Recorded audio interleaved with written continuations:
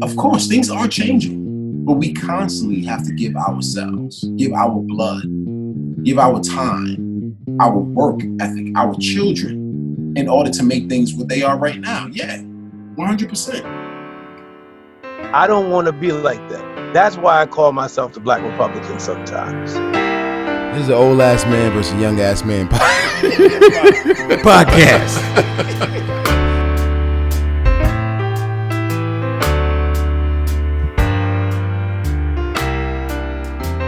Black people, African Americans, whatever you want to call us, we're not a monolith. We're not people that all think the same, do the same, and walk the same. That would be inhuman or unhuman. A lot of people wonder why, my friends and family wonder why I don't say that the man that kneeled on Floyd's neck, some people say that, he knew what he was doing. I don't say that. I say that they have never, and people like him have never, and they don't consider us as human beings. I cannot give a man like that credit of him being a human being, because that puts us above him when we call him less than human, because they treat us like we're not human beings. Donald and I just came from a long trip up in the Appalachian Mountains during Juneteenth. We were up there with two beautiful women. One happened to be my aunt, who's 91, 92 years old, Libby Turner, and my mother, Clara Jackson, who happens to be like 89 years old. And they explained to us the difference between being black then and being black now. I choose to go with the way that they were then, because they know what's going on. I'm not saying that we shouldn't fight for our rights, but there's one thing I don't believe. I'll give you one. I don't agree with them making a holiday to Juneteenth. I do not agree that Juneteenth should be a holiday, because it's another way that they're going to give us holidays.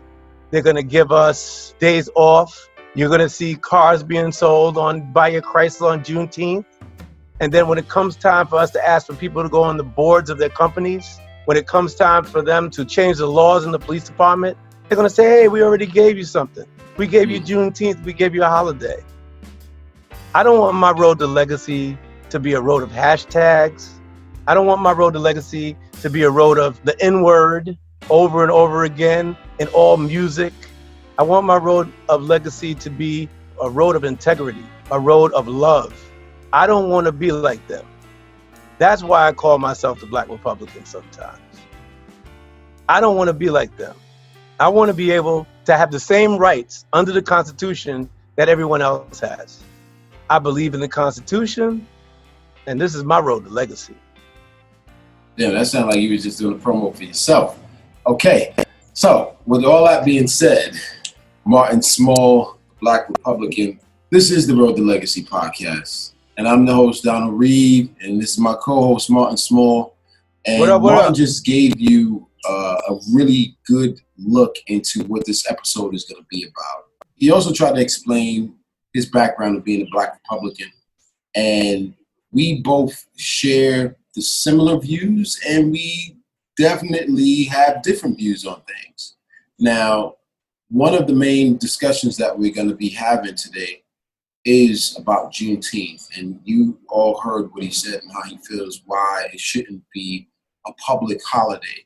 And I do agree with some of what he said, but I disagree on when it comes down to police officers treating or killing Black people and not seeing us as human beings.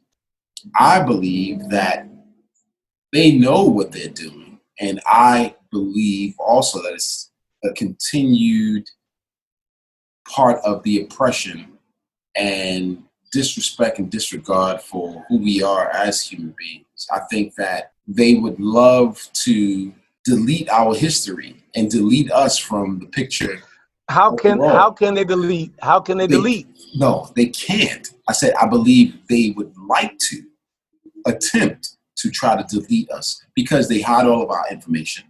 So I know Martin is going to drop an interesting Well, black see, fact. that's the point of the black. That's the point of the black fact.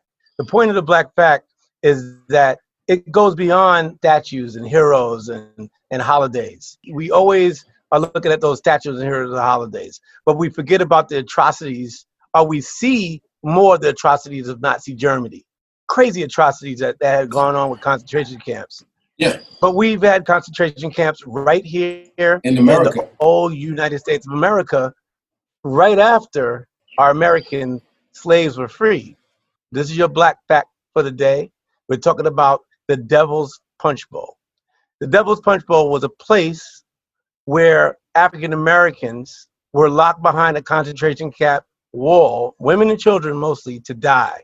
And as a matter of fact, some of the soldiers, the Union soldiers, not the Confederate soldiers, but the Union soldiers, had actually said, hey, you know what? Let them, where they fall, let them be buried. So they never let the people out. They let them die and pile on top of each other. And they also buried them. Now, this place was in a crevice. It was in a deep crevice, and it was shaped like a bowl. They put the walls up like a bowl. That's why they called it the Punch Bowl.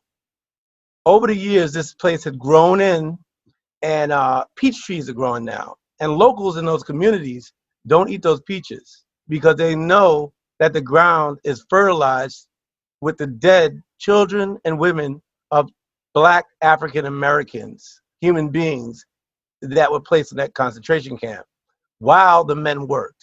History always, like I said, they always talk about this. They always talk about concentration camps in other countries and how this goes, but it behooves everyone to know your black facts and understand about the Devil's Punch Bowl and how that all worked out. It was an atrocity, and it was another massacre of over, I think, I'm going to look this up really quick to see how many people. As the slaves made their way to freedom, the town of Natchez went from a population of 10,000 to 120,000 people almost overnight. In order to deal with the population and the influx of free slaves, a concentration camp was built and established, right, to essentially eradicate all of the slaves. So what Donald was saying is some of this stuff is hidden, but people in those towns know. In some cases, they're not hidden. They're not hidden. They're there. They don't teach it in schools. I understand that. But in some cases, they're not hidden. In some cases, they have no value because they feel that the African American, the black person, has no value. Yeah, That's I where mean, the rubber meets the road in value. the reason why I'm cutting you off is because it is hidden.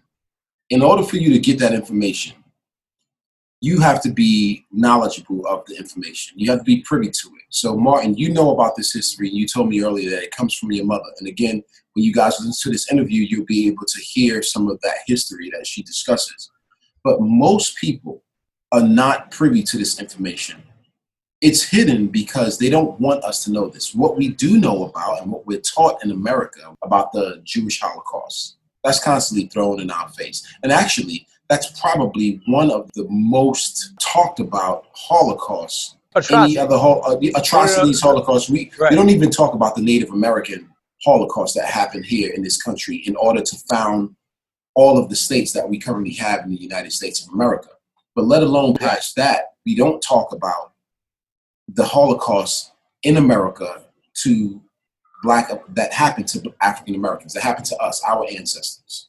And so, fast forwarding, and Martin, thank you for this black fact.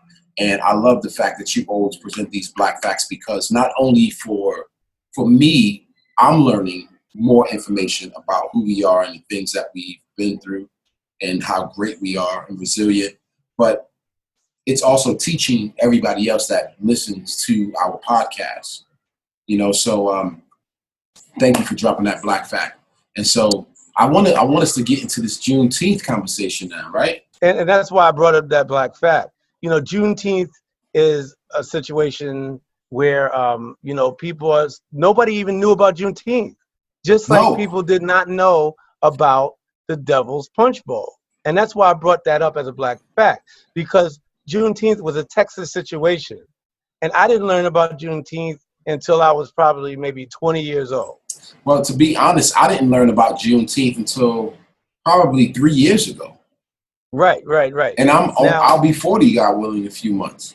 How crazy because is that? it wasn't a thing up here. Now, do you know a little bit of the history of Juneteenth? Yes, I do know a little bit of the history of Juneteenth after What's doing up? some research. So the Emancipation Proclamation passed in 1862, September 1862, right? Effective in 1863, January 1st, 1863, which granted freedom to Black folks where we no longer were supposed to be slaves. Put that in quotes because, as we know, slavery still continued after that, lynchings and et cetera and et cetera. But Juneteenth, or the freedom of slaves in Texas in particular, didn't happen until 2 years after the fact. 1865, June 19th, the Union soldiers landed in Galveston, Texas, with the news that the war had ended. And all the people that were enslaved from Lincoln's Emancipation Proclamation that became official January 1st, that basically said all the slaves now are officially free. And so this happened 1863, January 1st, 1863. But Juneteenth, which is June 19th, 1865, was the official date that the slaves in Texas were freed. They were freed, or that they found out? They found out that they were free. Right. So now, what my thing is that I just don't know. I understand that part, but how is that relevant to today? And my thing, the thing that I want people to understand with my podcast, that's right, my side of the podcast. Your podcast. That's right. Okay. The thing that I want people to understand is that how is that relevant now? All the numbers that you spit out, 19, 20, 22, the slaves, how is it relevant now? I'll tell you how it's relevant now. Okay. Donald Trump, and it goes back to me telling you about our value. Donald Trump wanted to have his big rally on what date? On June 19th, 2020. Where at? In Tulsa. In Tulsa, and what Oklahoma. happened in Tulsa? Oh, and man, what happened in Tulsa, Oklahoma? That was another Holocaust, a smaller version of the Holocaust. Right. They murdered and they destroyed. They murdered us. Not only did they destroy, they humiliated the people by robbing them and then wearing their clothes the next week after they destroyed all their businesses. The fire department didn't step up. The government didn't step up to help them. Nobody gave their a damn. planes were destroyed because, well, the reason why they didn't give a damn, just like Trump didn't give a damn and still wanted to have his rally and have his speech there, is because of the value of a human being. Not a human being. The value of a Black human being. We need to be specific and clear. Well, I'm not going to be specific. Okay, so when you say the value of a human being, we're not talking about all human beings at that time. Specifically, what we're talking about is Juneteenth, and we're talking about what happened in Tulsa. That wasn't the value of just all human beings, specifically Black folks. Yeah, but are Black people human? Of course. All right then. So why do we have to say Black human beings? Because the reason why I say Black is because people need to know who was in fact the target. It was Black folks. It wasn't anybody else. It wasn't white people, it wasn't Chinese people, it wasn't Indian people, it was Native Americans. It was Black people. So we need to be clear on that. That's what I'm saying. So you just want to put the pin on a donkey and say, yo, you know what? Black people are being attacked. Black people are being attacked, right? Black people were being attacked, and it's still happening today. I don't see. I don't see it like that. I know you don't see it like that. Because I cannot let them. I cannot give them the credit. I can't give them the credit. Who's dumb? Of course, there were Black people being attacked. But who's dumb? Who are you talking about? Who's dumb? I cannot give people of a Caucasian. I cannot give the melanin deficient white people the credit for doing that, man. I can't. Exactly. I'm not going to do it. You said dumb. You said dumb. So why are you putting the pin on the donkey? All right. Yeah. You got that one. But what I'm trying to say is that if we continue to say that they just had Black people, it still separates us. No, I want us to come together, but it separates us. It does, but we're talking about history. This is historical data that we're discussing. We're not just talking about segregation and black and white, but this is what the history is. And unfortunately, the people who dealt the hand and did these atrocities were white people to black people. So, I mean, you got to call it what it is. It's history, baby. We're educating people. How does that make it more relevant? Does it make it? Does it put spice on it? Does it make it more spicy, a Holocaust? Because when you were talking about the Jews a minute ago, it was like they keep pushing that in our face. They do. That's what you said. But I didn't say that verbatim. I said that's a history. That's one of the Holocausts in history that we know about, that we learn about in school. They continue to push in our face. They make sure that we don't forget about it. But what about the Holocaust for Black Americans that happened by Americans? Nobody talks about that. It's like a forgotten subject. It's not even. It is a forgotten subject because it's never been taught. You know what I mean? So to fast forward and tie this into Juneteenth and to how you feel that it shouldn't be a public holiday, I kind of agree with you on that, especially the points that you made. Like people are going to start selling cars on this day, and it becomes very commercialized. But let me say what my opinion on that is first before I ask a question.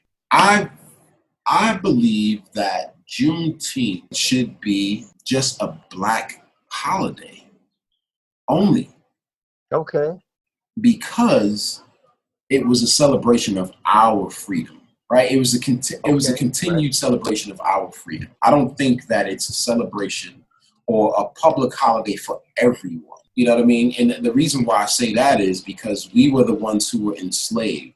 So should the world rejoice for our freedom? This is the question that I have. Should the world be able to celebrate our freedom, or should we keep it just for ourselves?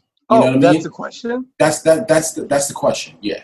Well, that's up to us. You know, we like to give everything away. We like to give all of our stuff away. We like to give our language. We like to give our music. We like to give everything away. That's just our spirit. That's our nature, though, man. We are constantly giving people. Passover. Like we all celebrate Passover in some form. We celebrate Yom Kippur, but that's not our holiday. So if we do it like that, then I can understand it. Yes, I mean we'll let people join in, but it'll be our holiday. And do I think? Yeah, I think that we should do it, but I don't think that we should be taking time off of work for that day. I don't think that we should. Why not?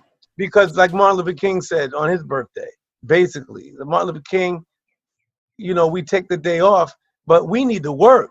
We need to stop this. We need to continue to push forward to do great things. And if we take a break, all we do is take breaks. Every time we turn around, we're taking a break.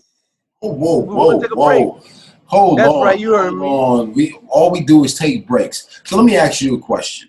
This is very personal please. And targeted because how do you work hard? How often are you taking breaks? You know, maybe this has been a long break during this COVID. I'll tell you that much. But do you work hard? Are you a hard worker? Are you a hard-working man? You're a single father raising your two girls by yourself. I'm a single father raising, but I don't consider myself working hard because I've done hard work before. So no, I don't. I know what you're saying, but I don't see myself working hard because I've done. You don't see yourself as a hard worker. You take a lot of breaks. You chilling. I see myself, unfortunately, as a mediocre worker. Because I'm working for someone else. Hold on. I don't see myself as a hard worker. I want to say one thing first, and then I'll get to my point second. You sound extremely racist by what you just said. I'm sorry. All right. Black people. Go ahead. People of color, Black people, African Americans, however you want to call us, have built this country. This country would not be what it is. This country still do. This country would not be what it is without African Americans. First and foremost. Yeah, that's true. That's true. Because the economy doesn't exist without African Americans. Right, because we put money into it. So we keep buying stuff. But besides just keep buying stuff, this country. Yeah, ask the question. I'm saying, what are we doing now? Right now, what are we doing right now? What are we doing? Okay. What are we doing? Let's just talk about one. We talked about we are the largest consumers, right? Okay, cool. But we could do better. That's my point. But we can't forget about what we do in this country. Like, first of all, this is a major one. We don't own it, but we make it. There would not be any America without all of the sports that we contribute to this country. We constantly keep this. Not only do we build the roads, the trains, fight the wars, get murdered and slaughtered, but we entertain as well. If there would be no NBA, there would be no NFL, there would be baseball, yes and no. Soccer, yes and no. But the biggest sports in America is, as we all know, is football and basketball. We create that. If there's none of that, we created basketball. No, we feed it. If we were not playing these games or these sports, look at what's going on right now. We run everything, but we don't own it. So when you say, how do we run it if we don't own it? Because we out there doing all the work. So when you say we need to stop taking breaks, or we're basically saying that we're lazy. That's why I said. Oh, I didn't say that. You didn't say that. I said we need to stop taking breaks. You didn't say those words, but we never stop. We never stop. We have to march. We have to protest. So what are we doing now? What are we doing now? I mean, before Floyd, what were we doing? Before Floyd, what were we doing? We were continuing to fight. What were we doing to big up? What were we doing to build wealth in our communities?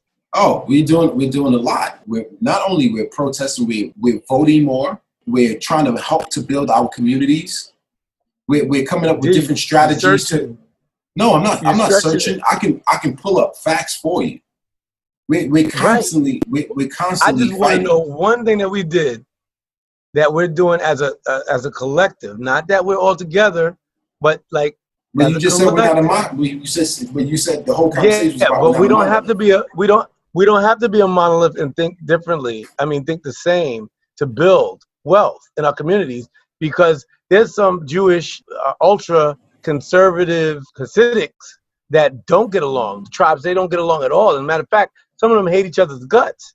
But when it comes time to their communities and their voting and the school boards, they come together. When it comes time to, in New York, over there in Brooklyn, when it comes time to them not being able wanting to park on the street, they'll say we're going to vote for. But let me ask you a question: Are you forgetting all of the redlining, all of the disenfranchisement, all of how our schools are set up? Are you a product of your past? Are we a product of our past? Partially, yes. Partially, yes. There's a road to legacy. What legacy are we leaving? What legacy are we leaving? We are constantly changing that narrative. Constantly. Right now, people are learning much more about our history than any other time before. I think even more than in the 60s when we were going through civil rights. Somebody had to die for it. But that's not only one person. But that's how it always goes. A lot of people had to die. But Martin, how did we get to where we are right now? The Civil War. We had to die. So what are we going to do? We are constantly giving ourselves for this country to constantly prove our worth, our value. This is what our legacy is since the inception of this country. We always have to improve our value for them to still look at us like, well, what do you guys do? You need to pull up your bootstraps. You guys are lazy. Get the fuck out of here. Come on, man. Does it work? Yes. We are making progress. The stuff that we've done is working. Look at your daughter. Look at your daughter setting up protests and making strides to make changes in the community. Absolutely is working. Look at my mother.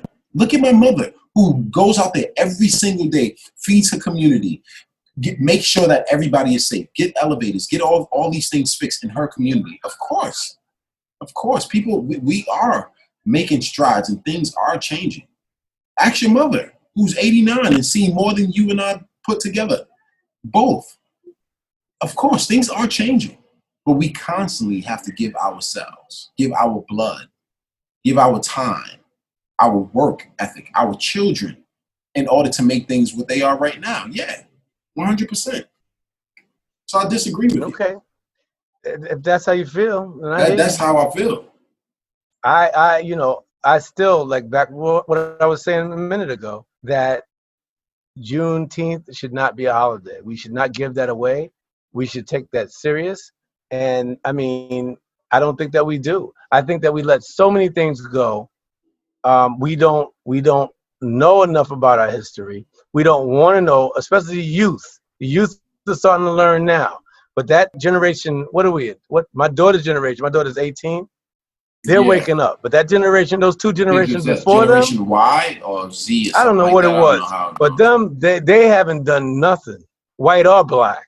And I don't want to give away more time to the situation. I mean, it's a sad situation in America right now. I mean, with the COVID, I see a lot of light, but I just don't see. Is it a sad situation in America right now? It's sad to see that there's more black life that has to be lost in order for us to move forward. That's what's sad. It's sad to see brutality still happening. It's sad to still see, crime happening in our communities. It's sad to see that mass incarceration is still a major thing. It's sad to see that we don't even understand how voting goes in our communities. I mean, those things are sad to see. But with that being said, you told me this a long time ago. Crisis creates growth. If there's no crisis, there's no growth, period. So this is what we have to go through. How much crisis we going to go through before we take responsibility of our own actions? What do you mean when you say that? When babies get shot in Chicago almost every other night by black men shooting children, when are we going to step up to the plate and say, let's take responsibility and let's stop killing each other? Let's take responsibility. Let's stop beating each other up. Let's take responsibility and stop calling each other niggas. Let's take responsibility and read more. Let's take a responsibility as men and take care of our children. Let's take more responsibility and hold our people accountable. But hold on, you saying all these things, but you're forgetting very important, valuable information that we absolutely need to do more. We need to do more policing in our own communities. But you keep forgetting about these major things. First of all, you talk about this system that's set in place, right? And you talk about black on black crime and babies getting shot in our communities, which are all valid points. We need to have more self-worth and self-value. One of the things that we don't have, and unfortunately, I always have to go back to this, and it's not unfortunate because Jews make sure that they don't forget. We always have to go back to the crux of how we got to this place. Do you know how long it takes to psychologically change the way people think and how they treat each other, specifically the black race? We have gone through and still are going through so much oppression mentally. I'm not even talking about physically. I'm talking about mentally.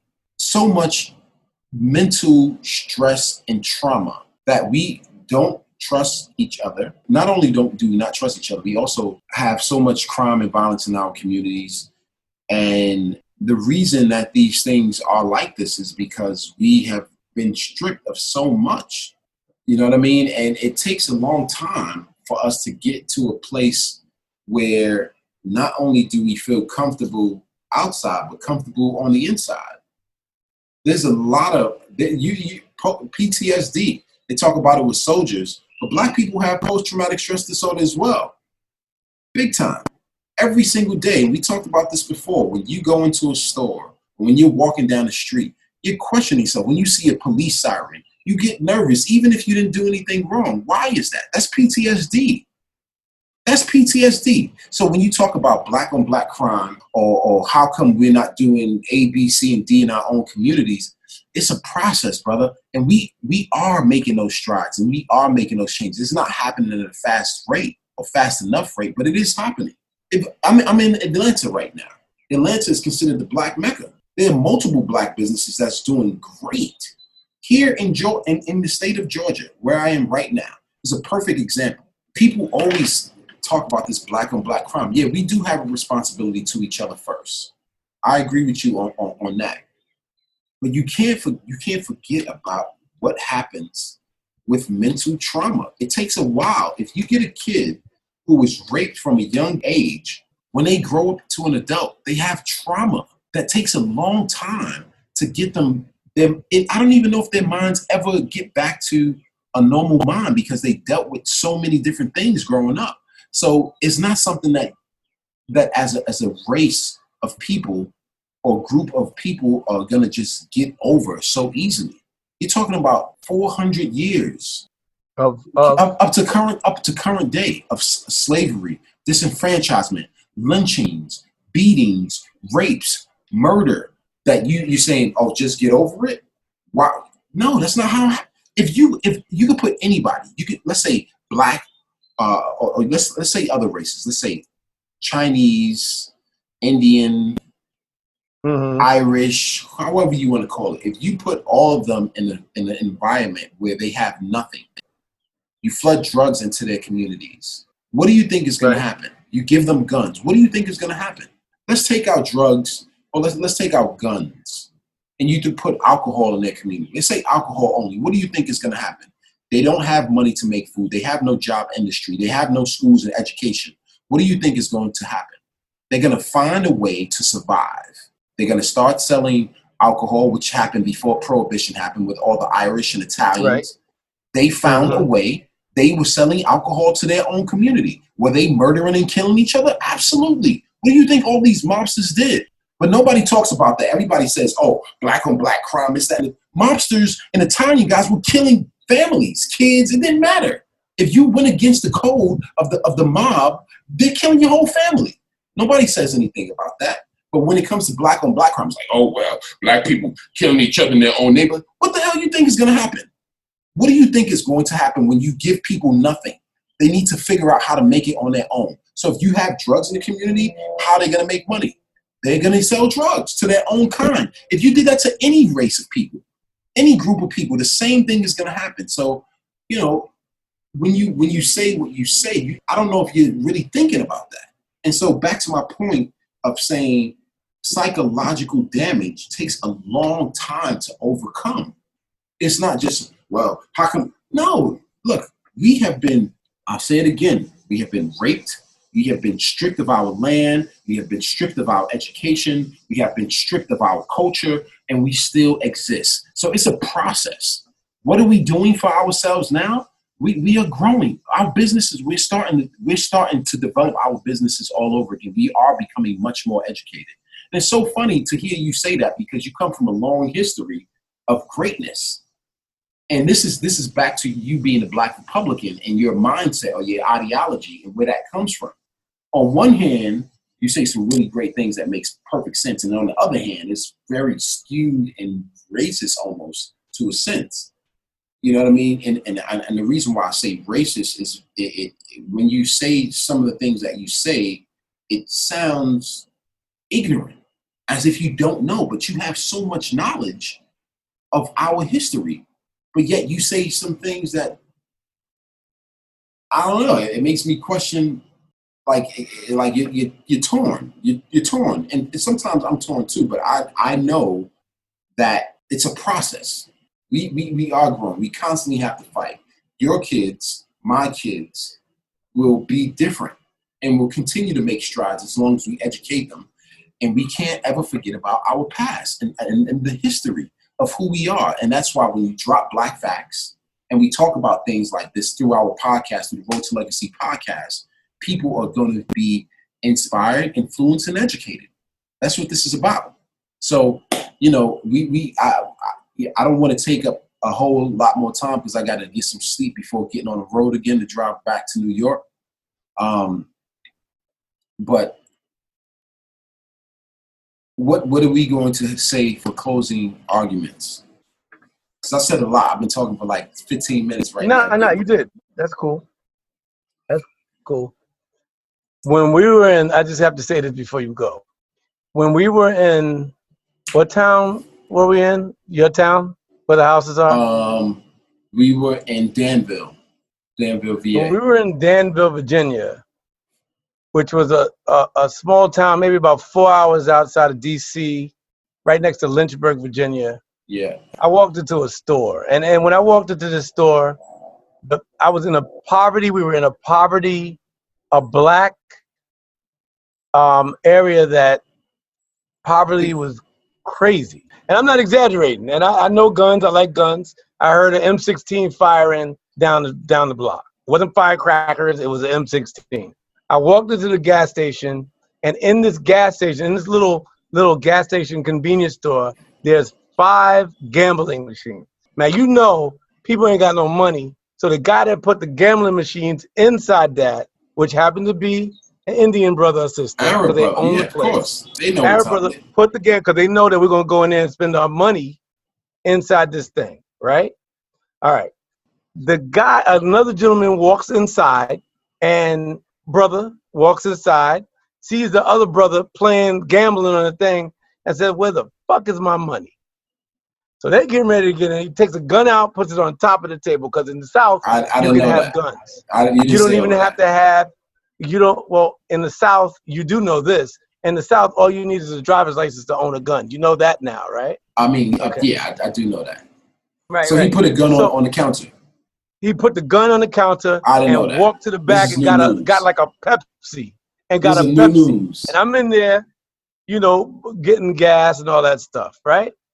I come out after I heard a slew of N-words, nigga this, nigga that, and all this crazy stuff.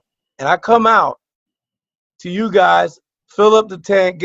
Thank God I'm black. I'm glad I'm black when I'm in a black community. I'm serious, because the way I see that my people act, and I said my people act in our own communities, ignorant or not, right?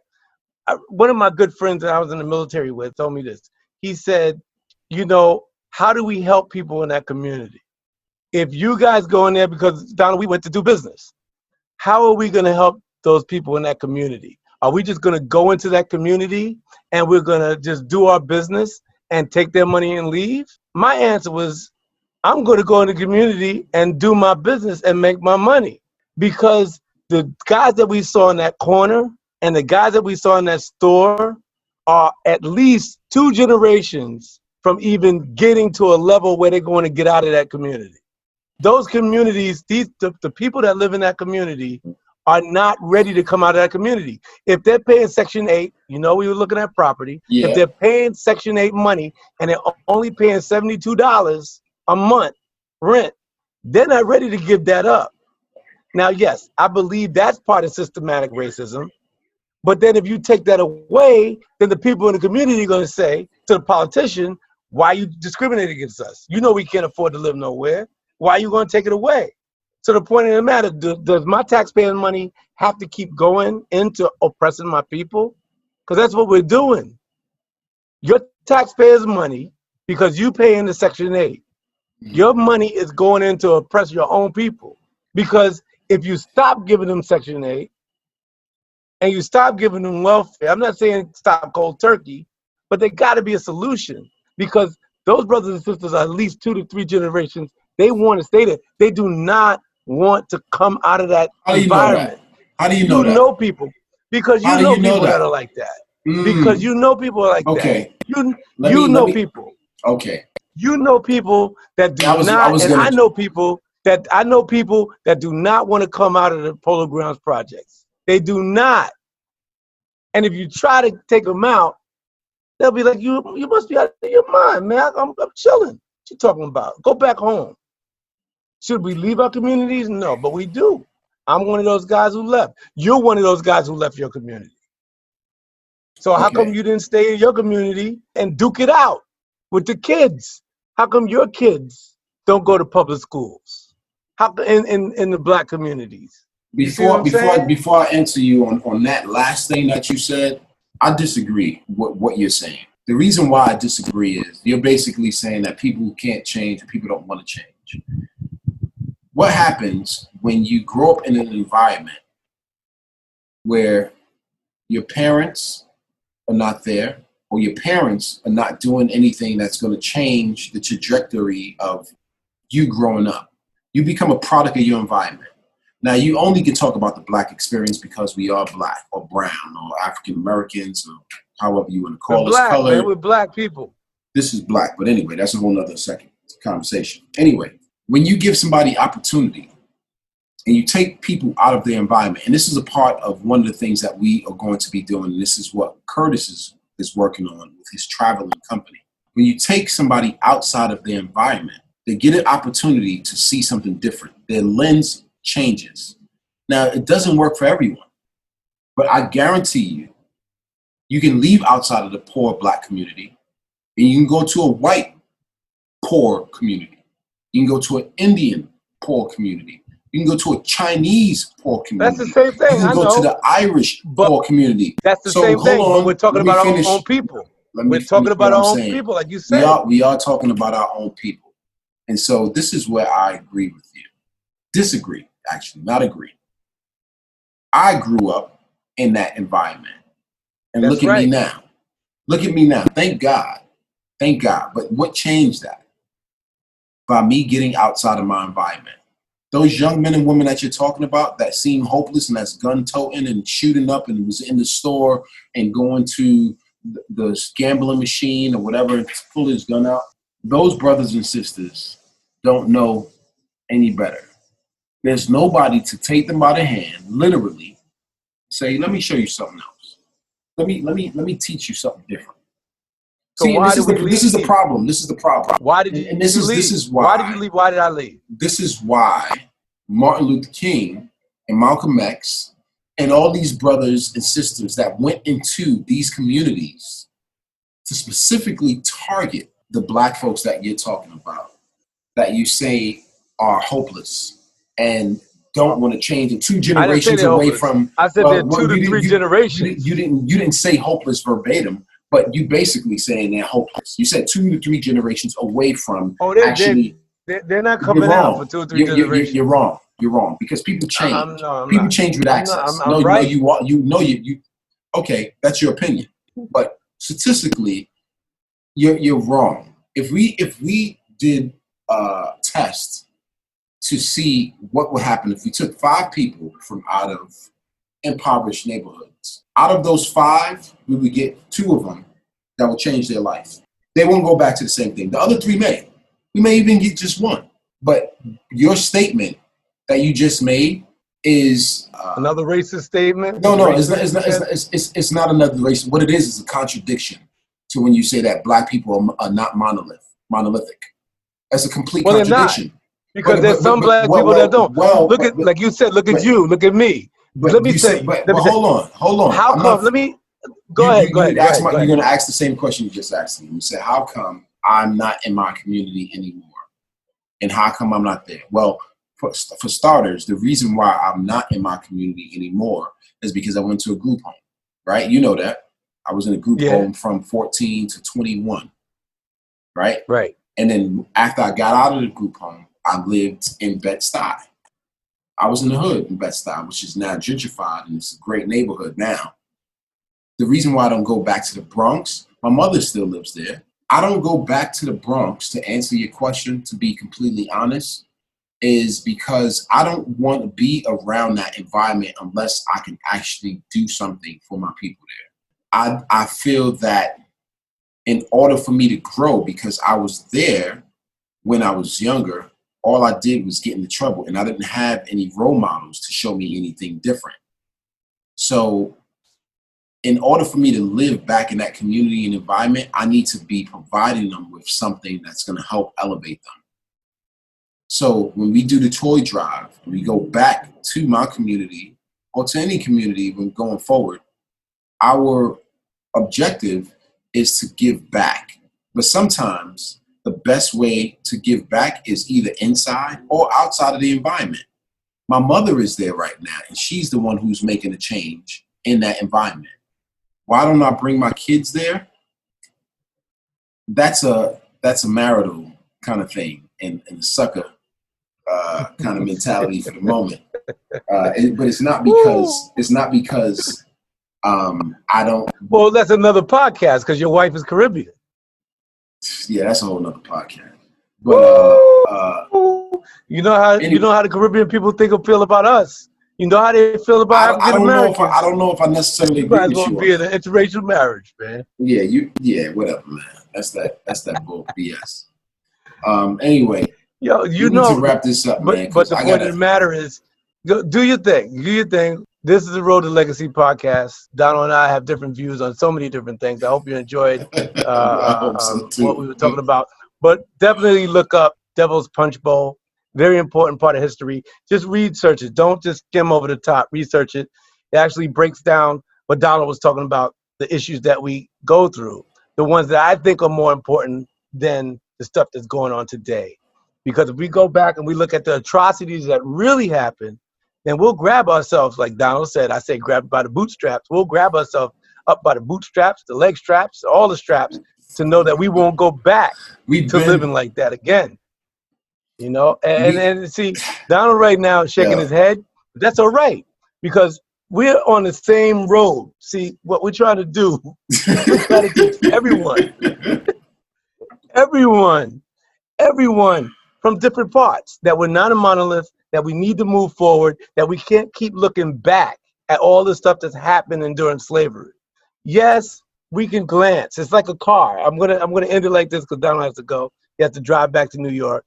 It's like a car. You know, you look in the mirror, and the mirrors are really small. You know, you look in the side mirrors, they're really small. But what you need to do is look ahead. The glass in front of you, what do you call that? The windshield is bigger than all the other glass. You look in front of you. You don't continue to look back. You glance once in a while so nothing comes up on you, but you don't continue to look back at your past in a way that it interrupts your future. That's my point. And my closing thought is, I believe that it's very important especially for Black folks to know what our past is. Because if you don't know your past, you don't know your future. The past for African Americans, it does not start with slavery. It doesn't. But it is a part of our past. And we should educate ourselves and continue to learn about who we are, who we were, contributions that we've made to make this country what it is. And one thing that don't forget, everybody, not everybody, I can't speak for everybody else, but most people know about their past. Most people know about their ancestry. We don't, because it hasn't been taught to us in school. If our parents don't know, we don't know. A lot of the things that we are discussing have only started to scratch the surface now as an adult that's almost 40 years old. If we know our past and when we learn about our past, it makes us stronger human beings. It gives us more confidence to know who we are and what we are able to do. We won't walk around having this mindset that we need to kill each other and hurt each other in order for us to move forward. We are great people. Our ancestors are great, incredible people that helped to develop and create some of the most beautiful things that are in the world, in this country. The street light, to freaking tires, to potato chips, explorers, philosophers, doctors, scholars. So it is important for us to learn our past. Very important. One question, Donald. Do you love your country? Yeah, I do. I do love my country. I love my country. Yeah, absolutely. I love my country with a hatred as well. Well, this is the end of the podcast. He hates it and he loves it. No. I don't know. He's straddling the fence. That's like being halfway pregnant. It's not like being halfway pregnant. Too. I love my country, but the hatred that I say I have for our country, for my country, is the failure to teach the truth. I love my country, but I don't hate it. I'm disappointed in the country not teaching the truth. At the same time, we have to research. We have to pick up these books. We have to start reading all these beautiful Black scholars, these white scholars, people that are writing these books about the truth. We need to pick them up. So yes, I love my country, and there's no but behind that. There's no but for me either. And one more last thing you got to say. Yes, we need to learn about universal people, scholars. You said white scholars, but we need to learn about the Black scholars. The reason why I say that, we know about our Black scholars. No, we do not. No, we do not. We don't. We don't know Well, about we our need black to learn scholars. about all the scholars. We need to because we need to learn about everybody. You said something today that I had no idea about. You mentioned York. Who is York? Like, okay, all right. Well, y'all got to look up York. York is no joke. York was one of the first black men to have a business in this country. Hey, before the country was made, before the territories was put together. How many people know about that? How many know about York? You're right. Okay, so when we go to school, we learn American history. What do we learn about? We learn about Columbus. Who was a rapist and a murderer. Exactly my point. We need to learn. And this doesn't come from a racist standpoint. And people always love to say that when you talk pro-black. But it's very important for black people in particular to learn about our history in this country. Very important. Anyway, this is the Road to Legacy podcast. Let me cut you off. Please subscribe. What is it? What's our handle, Donald? Our Instagram handle is the Road to Legacy podcast. Our Facebook is Road to Legacy. The YouTube page is still being developed. You see we have some merchandise, the Road to Legacy hat, Road to Legacy t-shirt for those who are going to be watching this on YouTube. But yes, guys, God bless you all. Do your research, educate yourselves. Yo, I hope they let you back into New York, brother. Hope they let you back into New York. If not, I'll be driving myself back to Georgia. Donald, God bless you. Love you. This is Road to Legacy. Continue to keep watching. God bless. We out. God bless. I love you too, man. Peace.